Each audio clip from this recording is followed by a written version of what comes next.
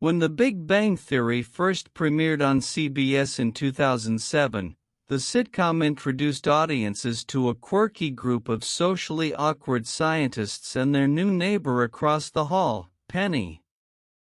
At the time, Jim Parsons as Sheldon Cooper and Johnny Galecki as Leonard Hofstadter were billed as the show's leads, with Kaylee Cuoco's Penny providing the normal contrast to the eccentric nerds.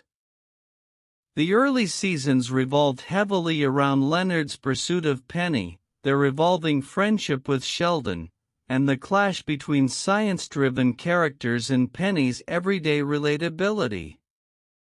But as the show developed, a subtle yet impactful shift occurred. Instead of Leonard and Penny's relationship remaining the sole centerpiece, Sheldon slowly emerged as the breakout character, and eventually the true protagonist. This switch in focus, whether intentional or organic, played a significant role in extending the show's cultural relevance and its eventual 12-season run, making it one of the longest-running multicam sitcoms in television history. Initially, Leonard was set up as the emotional anchor of the group. His affections for Penny, his efforts to balance friendship with Sheldon's eccentricities, and his attempts to lead a somewhat normal life despite his nerdy tendencies made him seem like the main character. In fact, the pilot framed the story from Leonard's perspective as he and Sheldon encountered Penny for the first time. For much of Season 1 and 2, viewers were asked to invest in Leonard and Penny's will-they-won't-they arc, a familiar sitcom trope that often drives long-running shows. However, while Leonard was charming in his own right, the writing team and audience soon realized that Sheldon's peculiar personality, strict adherence to routines, and unfiltered observations provided a richer vein of comedy.